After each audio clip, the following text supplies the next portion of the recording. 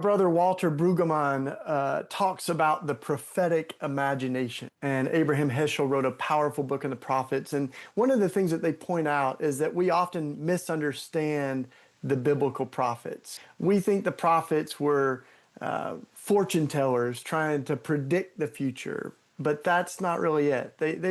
The prophets weren't trying to predict the future; they were trying to change the future by waking us up in this present moment. They weren't fortune tellers, they were truth tellers.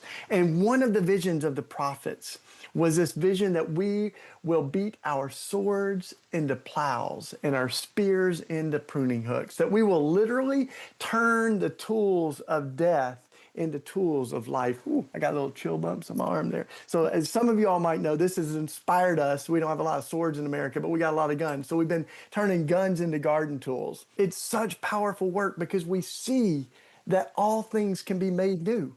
And that's, I sometimes tell my evangelical friends, this is what a gun looks like when it gets born again. And what's true of metal is also true of human hearts. So the prophets invite us to imagine a world free of violence, where we study war no more.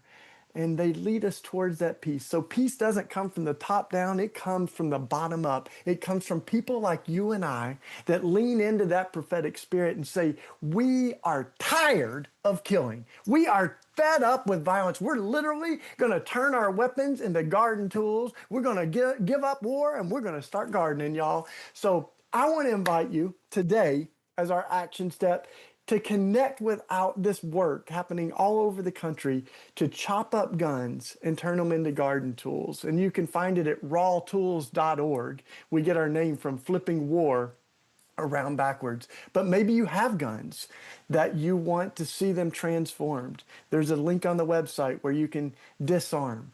But it's also about the heart work. It's not just the guns that need transformed, but our hearts, our policies. Come on, somebody. Metal can change, and so can policies. So let's seek to build that world where there's less violence and there's more garden.